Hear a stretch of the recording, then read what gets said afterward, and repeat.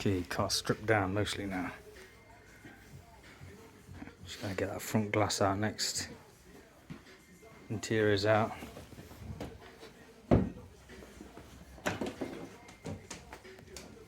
Dash. I'm not touching the dash, you're gonna leave that in.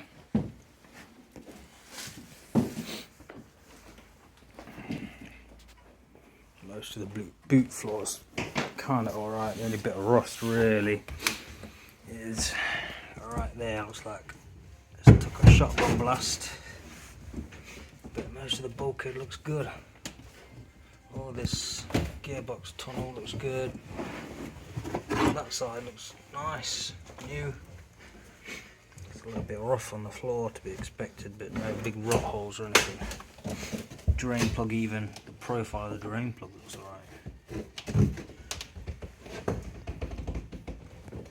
Tank seal, receipts, all the brackets and everything look good.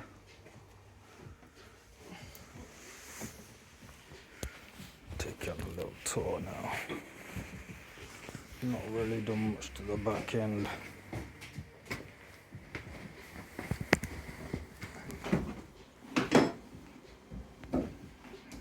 Tyres going kind of flat now.